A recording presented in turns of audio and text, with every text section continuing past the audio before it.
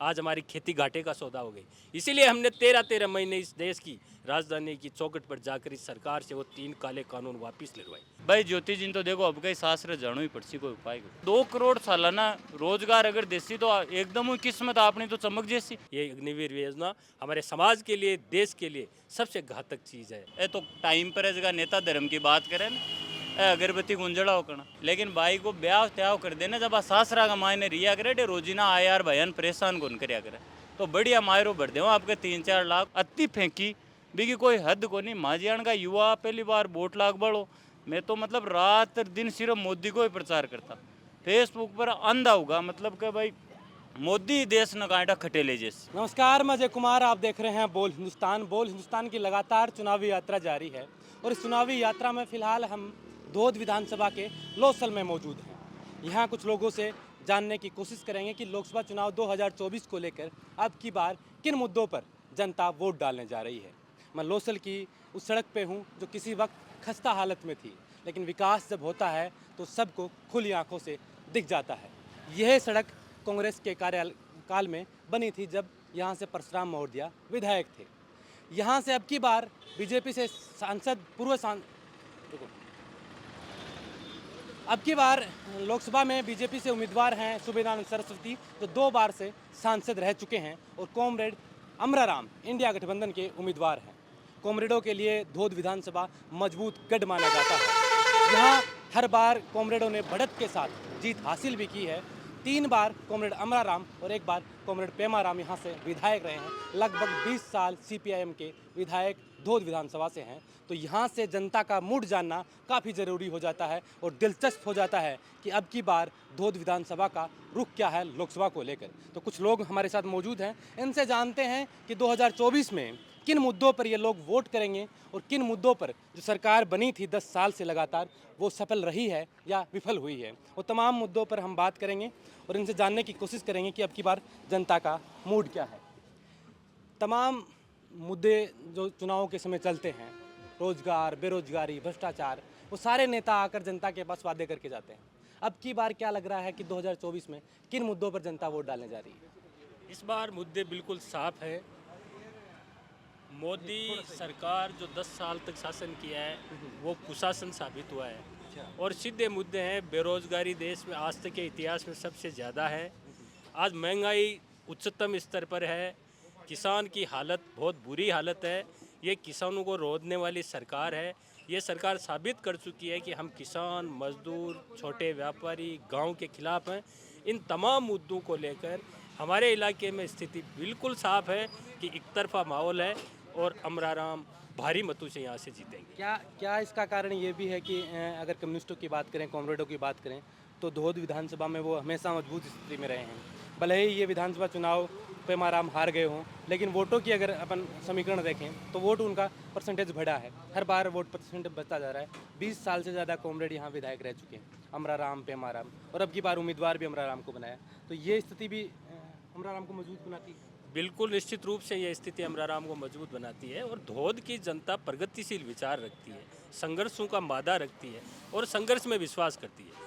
अमराराम जी का जो व्यक्तित्व रहा है, छात्र जीवन से लेकर आज तक उन्होंने 20 चुनाव लड़े। उन्होंने कभी हार और जीत को में फ़र्क नहीं समझा।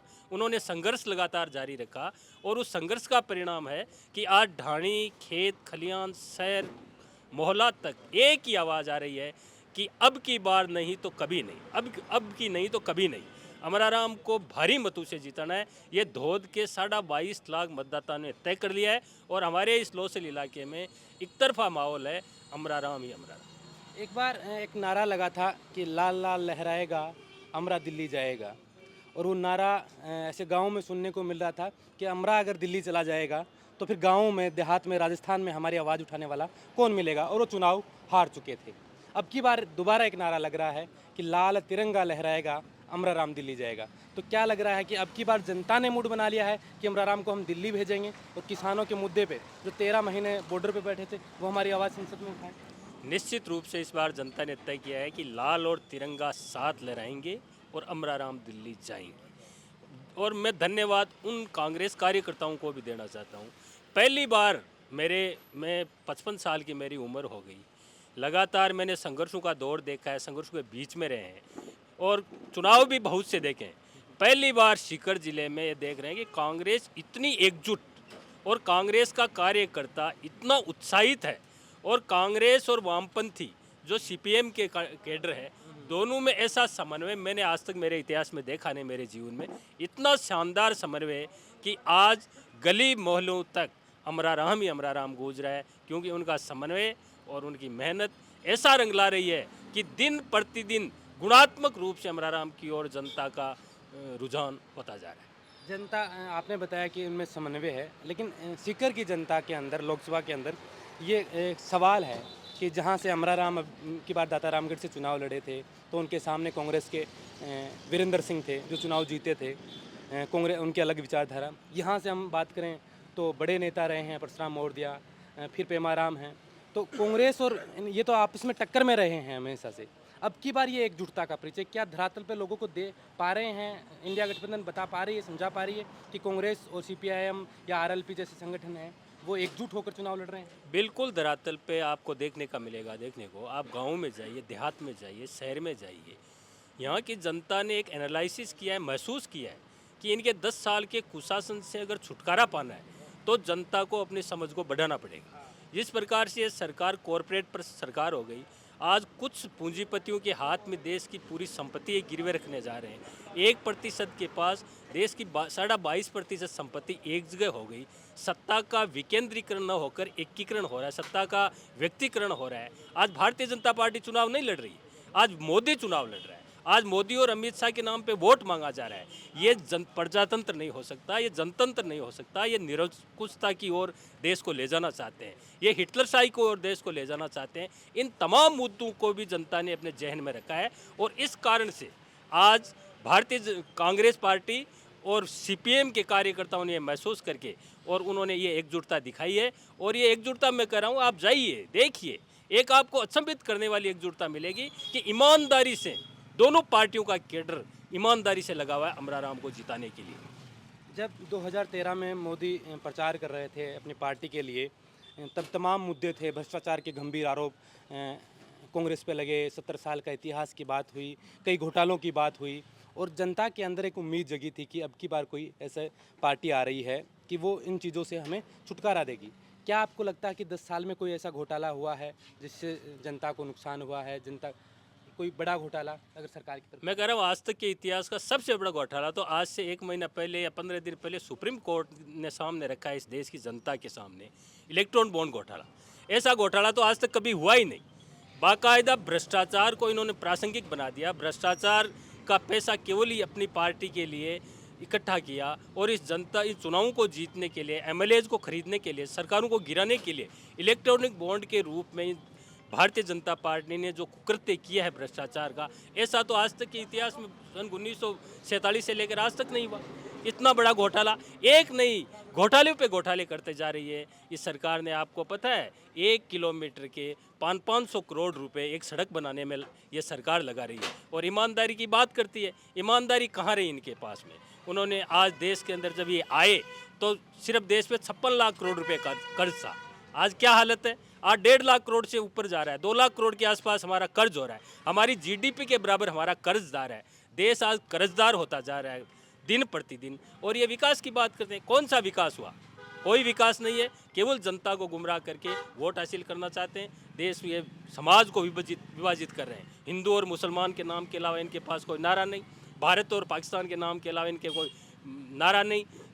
लेकिन हम एक वैकल्पिक नीति इस देश को देना चाहते हैं कि ये देश 1 अरब 40 करोड़ लोगों का देश है।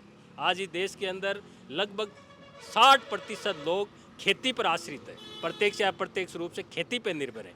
इन्होंने खेती पे आज क्या हालत है जीडीपी का?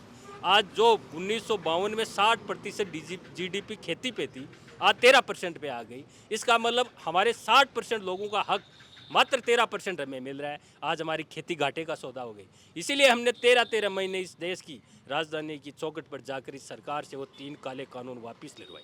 अगर वो काले कानून वापस नहीं होते तो आज हमारी पूरी ज़मीनें गिरवे हो जाती। जैसे हरियाणा और पंजाब के अंदर बड़े बड़े मॉल बन गए, जो साइलो बन गए, आज वो वापस साइलो ध्वस्त हो रहे हैं। हमारे इलाके में भी वो साइलो बन जाते, लेकिन इस देश के कमेरे वर्ग ने, किसान ने अपनी मेहनत से, एकजुटता से इस मोदी सरकार को झुकाया है। और अब हम इस 19 तारीख को वोट देकर इस सरकार को परास्त करेंगे। निश्चित रूप से मोदी हारेगा और इंडिया गठबंधन जीतेगा। अगर शेखावाटी की हम बात करें तो आमतौर पर हम देखें यहाँ एक शिक्षित वर्ग है, एक किसान वर्ग है और फिर एक नौजवानों का जो वर्ग है। तो यहाँ के नौजवानों का एक रुझान रहा है हमेशा से देश की सेवा में, सेना के प्रति। लेकिन जो मोदी सरकार एक योजना लेके आई अग्निवीर, उस योजना को आप शेखावाटी के लोगों के लिए कैसे, किस तरीके से देखते हैं कि अग्निवीर जो 4 साल के लिए योजना लेके आई है, वो उनका दावा है कि हम 4 साल में कई लोगों को ट्रेंड कर देंगे, फिर उनके लिए रोजगार के विकल्प खुलेंगे। तो क्या आपको लग रहा है कि आज उस योजना को लेकर युवा में जोश है या फिर हताशा है? भयंकर हताशा है। समाज के लिए सबसे घातक निर्णय है ये सरकार का। हमारा शेखावाटी इलाके के अंदर भारत की सेना को सबसे ज़्यादा हमने जवान दिए, और हमारे देश के शहीदों को आप देख लीजिए, जितने शहीद शेखावाटी से हुए हैं देश में कहीं से नहीं हुए।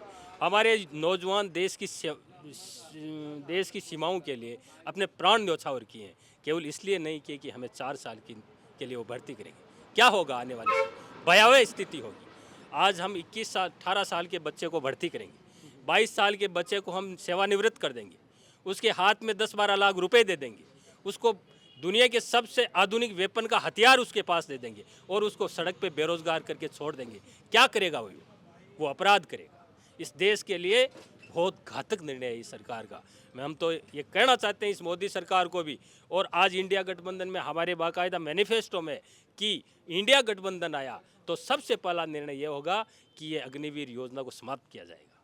ये अग्निवीर योजना हमारे समाज के लिए, देश के लिए सबसे घातक चीज़ है, जिसका हम बहुत खिलाफत करते हैं। आपको क्या लगता है कि अब की बार कॉमरेड अमरा राम, जो कि शेखावाटी नहीं पूरे राजस्थान में एक संघर्ष का पर्याय माने जाते हैं और उनके सामने 2 बार के सांसद लगातार बने हुए हैं, वो प्रत्याशी हैं सुबेदानंद जी सरस्वती, तो इस लोकसभा चुनाव में कैसी टक्कर रहने वाली है, क्या देखते अमरा राम जी बहुत भारी बहुमत मतों से जीतेंगे। भारी मुँह से? हाँ, क्यों जीते? मतलब अमरा राम अगर जीत कर यहाँ से सीकर से दिल्ली जाते हैं तो क्या सौगात सीकर लोकसभा के लिए? अमरा राम जी आपके जीवन में संघर्ष किया, किसानों के लिए, जनता के लिए, गांव के लिए, विकास के लिए, हर चीज़ के लिए विकास किया है। अच्छा, हमारे बीच में रहते हैं वो।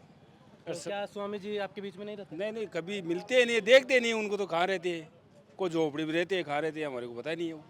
तो उन्होंने तो कहा कि मैंने सीकर में बतौर सांसद बहुत सा काम किया है, कई ट्रेनें चलाई हैं, यूनिवर्सिटी लेके आया हूँ, मेडिकल कॉलेज लेके आया हूँ। सीकर में कुछ भी नहीं किया है सुबेदानंद जी ने, आज तक एक पैसा भी नहीं लगाया, हमने देखा भी नहीं है। कहाँ लगाया क्या नहीं। खाने के लगे थे तो अमरा राम जी ने काफी समय जानता होगा, देखियो होगा हर संघर्ष आंदोलन में गया हो। बहुत भीड़ है, 15-15 दिन भीड़ है हमारो। अच्छा। हाँ, तो के लगे दोनों नेता के बारे में अगर आप बात करा तो जनता के अगर कोई तकलीफ हो, दुख तकलीफ हो है तो कौन सा नेता से आगे खड़े उसके? अमरा राम। अमरा राम। कोई मैंने एक बात बताओ अमरा राम की कि भाई ऐ कि कदे खर्चा कोई घटना हुई है कि कोई तकलीफ हुई है तो अमरा राम तुरंत आगो है? तुरंत ही आ गया अमरा राम, तुरंत ही आता है। 2 भाई लड़ते हैं, बीच में नहीं आते हैं, लेकिन जो संघर्ष है करने वाला नेता है, बढ़िया आदमी है। हर गांव में पकड़ है, हर वोटर समझ जाते हैं ना, जब कहते हैं अमरा राम को देंगे वोट, अमरा राम को वोट देंगे, कि बढ़िया नेता है। ये तो कोई फिर देश में तो यह हवा चाल रही कि मोदी 400 पार, बीजेपी 400 पार, झूठी हुआ है, हाँ? झूठी हुआ है, झूठी हवा है। गाँव में झूठी हुआ है, कोई फर्क नहीं पड़ा? कोई फर्क नहीं पड़ा।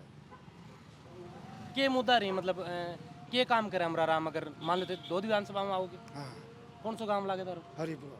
अच्छा, हरिपुरा में आवे तो के अमरा राम के काम चाहोते? हमारा हमने किसान के लिए, बिजली के लिए, पानी के लिए, जो नाज के लिए भाव, एमएससी गारंटी, ऐसी चीज़ों के लिए हमारा राम आगे रहता है। अच्छा, जरूरी है। गरीब के लिए आगे रहता है, जरूरी है कि नहीं? तो अगर सेवा करता है गरीब। अगर आप किसानी की बात करें तो 2013 में पहले जो किसान हा उसके बाद में एक किसानों ने एक बड़ो सपनों दिखाया गयो कि भाई आपकी आय दुगुनी कर दी जाएगी, आमदनी है बात दुगुनी कर दी हर जाएगी। मुद्दा उठाया है। तो क्या आमदनी सरकार, बीजेपी की सरकार दुगुनी करी है किसान? क्यों को नहीं करी? झूठी। गेहूँ आज 2,000 रुपया बिका है, शीर्षों 7,000 रुपया ही, देखिए आज 4,000 रुपया बिका है, कोई लेबड़ को नहीं। जो 2500 रुपया जो आज 2,000 बिका है, गेहूँ 3,000 है जो आज 2500 बिका है, कोई सरकार, मोदी सरकार ने कुछ नहीं किया। ते क्या कह रहे हो, थे क्या बता रहे हो किसाना के लिए क्या समस्या? हाँ बताओ बताओ, थे नहीं भाई एक ही बात है कदी हाँ थे बता दो, थारी बता दो। थे किसान हो, हाँ के चीज को नुकसान होया है? अगर मोदी सरकार की 10 साल की अपन बात करा तो किसान ने के नुकसान होया है? मोदी सरकार तो काश्तकारों की सारी बात ही झूठी माना है। एक भी काम सही कौन गया, वादा कराया वो सारा झूठा है, उसका झूठा वादा है। झूठा वादा है। तो अमरा राम अगर दिल्ली चल जा हाँ तो के किसाना के लिए के काम चाहो कि के काम करे? हमारा राम दिल्ली जाएगा तो किसानों के लिए लड़ाई लड़ेगा, हर काम करेगा काश्तकार का। अच्छा, जो भी काम होगा गरीब की सहायता करता है। थे हाँ थे, मैं समूह बात करूँ, थे बताओ ना कि कर्मचारी, अच्छा कर्मचारी हैं, ठीक है। कर्मचारी तो बच के रहना चाहिए, नहीं ट्रांसफर हो जाए जैसी। अगर नौजवाना की मैं बात करूँ तो शेखावाटी का नौजवान सेना का माइन बहुत जाए हैं, और यह एक योजना बहुत चर्चित है, सेना की अग्निवीर योजना, और काफ़ी विरोध भी इको देखने मिलो, और सरकार का पक्ष का लोग अपना का फ़ायदा भी बताया। एक नौजवान के तौर पर आप किस हिसाब से देखो ये योजना? देखो ग्रामीण परिवेश का मायने 100 ज़्यादा नौकरी फौज और पुलिस का मायने किसाना का बच्चा लागता, क्यों अति सुख सुविधा मिलती, डॉक्टर इंजीनियर बनावा जाती, तो देखो किसाना की अति कैपेसिटी को नहीं। और पिछला 15-20 साल का मायने हर गांव का मायने 2 बच्चा 3 बच्चा 4 बच्चा फौज पुलिस का मायने लागे। एक परिवार में एक बच्चों नौकरी लागे ना, किसान को कहीं बजट अतो ही आगे भी बजट से मतलब 5 परिवार उठ जाओ है गांव में भी, वो परिवार में मतलब एकदम हुई है कि खुशी की लहर आई है। और किसान और मोदी सिर्फ किसाना के साथ साथ के मायने जगह आका बच्चा जगी चीज़ा का मायने रोजगार लाग रहा, क्यों फौज पुलिस डिफेंस का मायने सिर्फ किसान को ही बच्चों जाओ, दूसरों बच्चों जाओ, तो वो इसके साथ साथ में किसाना की आय के साथ साथ में आका बच्चा के लिए भी मतलब कुटाराघात करे और आँकी भी कमर तोड़वाओ काम करे। किसान एक कहीं है संघर्षशील कौम है, और आई मोदी से लड़ सके, दूसरा की कोई की हिम्मत है को नहीं। दूसरा मतलब सब यहाँ मान चलो कि यहाँ कणा कणा तो यहाँ लगे किसान के अलावा मतलब ये देश के मायने कुछ सब आदमी आपकी हिम्मत हार बैठ का, कोई की बोलबा की हिम्मत है तो भी वो बोल कौन पाए। एक किसान ही यहाँ का है जगह मोदी ने बैठे मतलब 12 महीना बैठ रह झुका है, बाकी कोई की मान तो हिम्मत देखो लाग रही को नहीं देश का। एक आम तौर पर थे बिल्कुल सही बोला कि गाँव में जो प्रवेश है तो 10 जाए 10वीं 12वीं पास करे तो फौज पुलिस नेवी एयरफोर्स की तैयारी आमतौर पर करे है। किसान ने एक तरफ कानून ला के जी सामू परेशान किया गया, बता रहे हैं जो किसान विरोध करे और उसके बाद में झुकिया, तो के लागे कि अब की बार ये जो रोष अग्निवीर के लेकर है 2024 के चुनाव में युवाओं को जो रुझान है वोट आने लेके, तो वो खिलाफ होगा, क्योंकि 13 में तो एक बार एक सौ ज़्यादा अगर उम्मीद करा है बीजेपी का लोग तो बनकर एक यूथ हो कि फर्स्ट टाइम वोटर रहा बनने में अट्रैक्ट कर रहा है, तो अब की बार के फर्स्ट टाइम वोटर बनना छिटक रहे हैं। बिल्कुल साहब, बहुत ही बढ़िया तरीका से नौजवानों का मायने रोष है, और एक सिर्फ ई योजना लेर भी को नहीं है। मैं मोदी को बहुत ही मतलब कट्टर समर्थक रही हूँ। जिस टाइम मारो पहली बार वोट लागे हो ना, जब मैं इन सुनता रात और दिन मतलब रात और दिन सुनता, जिस टाइम 2013-14 का मायने आयो मारो फर्स्ट टाइम वोट लाग्यो, ए बात यहाँ की करता जब माने एक बहुत बड़ी उम्मीद लगी कि वास्तव में कौन सी है की बात है जो थाना बात करता मतलब हर बार बार भ्रष्टाचार पर है बात करता क्या मतलब देश में अतो घोटालो ये है अत्ता मतलब वो ने तो अत्ता रुपया खाएगो वो अत्ता खाएगो कांग्रेस यहाँ कर दियो, मतलब मैं एक आदमी ने बोला चुन चुनर मतलब कालो धन ले रहा हूँ ये देश में, बोला कालो धन आ जाना तो वो देश कांटा खटे पहुँच गया। प्लस बात मतलब 15-15 लाख खत्म 15-15 लाख रुपया, चलो वो आप बोली भाई आ जाओ तो मैं मतलब हर आदमी के पांति आ जाओ, मैं आप भी कौन कह रहे हो इन भाई वो ये क्यों भाई मैं डाल देती, लेकिन लैबा की बात बोली बोले एक आदमी चुन चुनर मैं ले रहा हूँ, हर भ्रष्टाचारी नाणे कर्मचारी वो चाहे और वो हर चीज़ ना मैं मिटा देती हूँ। 4 करोड़ सालाना मैं रोजगार देती हूँ, 2 करोड़ सालाना मैं रोजगार देती हूँ, मान तो बहुत बड़ी खुशी हो रही है। 2 करोड़ सालाना रोजगार अगर देसी तो एकदम ही किस्मत आपने तो चमक जैसी। प्राइवेट सेक्टर में बोला देश में हत्ता लगा देसी, मतलब गांव में लोगों ने 12 जबा की जरूरत कौन पड़ा, फैक्ट्रियाँ लाग जैसी रोजगार हो जैसी, किसाना की आय बोला दुगुनी हो जैसी, हर चीज़ सस्ती हो जैसी, पेट्रोल डीजल बोला मतलब आज कहीं भाव है थे देख जो हमारी सरकार मतलब हर मुद्दा पर तो ई साबू सीधी सी बात है इन फेंक बोई कवे अति फेंकी बिकी कोई हद को नहीं। माजियान का युवा पहली बार वोट लाग बढ़ो, मैं तो मतलब रात दिन सिर्फ मोदी को ही प्रचार करता, फेसबुक पर अंधा होगा मतलब कि भाई मोदी देश न कांटा खटे ले जैसे, और बा माखाड़ी जी की अंधभक्ति जना डई बात धीरे धीरे यहाँ मान लो कि 70% तो उतर चुकी है। और अब की बार तो रोष है भी कि कोई सीमा को नहीं है। वो बड़ा 4 जून ने थे, परिणाम देख लीजिए क्या मतलब कहीं आवे। अब भी कुछ नौजवान ही जो अंधभक्ति की थे बात कर रहे हो, बिल्कुल मैं थारों सहमत हूँ कि वोट कहने भी दो, अगर उम्मीद हो तो भी के प्रति लोगों को रुझान भी हुआ है, लेकिन एक बिना एजेंडे के किसी के प्रति लागनो, बिना तर्क के कोई बात करनो, बिना अंधभक्ति की अभी भी काफ़ी नौजवान बहक रहे हैं। तो बनने कब देखो बाहर की वर्तमान राजनीति थोड़ी सी अलग टाइप की होगी। कुछ तो एक तो धर्म की कोई अफीमियन की पिलाई है लोगन, मानना धर्म तो आज थोड़ी मानता है रे, मांगे तो दादा परदादा बड़का सब मानता है रे, बालाजी की भी सेवा करता है। तो टाइम पर है जगह नेता धर्म की बात करें ना, अगरबत्ती गुंजड़ा होकना, बाप दादा हर त्यौहार मनाता, हर धर्म मानता, जनाडे धर्म हो को नहीं। अब अचानक ही वो खतरो खट्यो निकल रहा है को, देखो मान तो ध्यान पड़ रही हो को नहीं, मान तो आज तक कना कोई सू खतरो नहीं आन की मतलब एक माहौल पैदा कर दियो देश का मायने का मतलब थान बस खतरो है, थान बस खतरो है, मतलब सिर्फ धर्म की जो अफीम है ना, बार बार रात दिन मको आंको मतलब सोशल साइट पर साइबर पर हर टीम जगह मोर्चा पर मतलब अति दुनिया लाग रही है। तो पिसो भाई जा रहे का मतलब थे कोई सी साइट पर जार देख सो ने तो थान मतलब आंका लोग तैयार मिल सी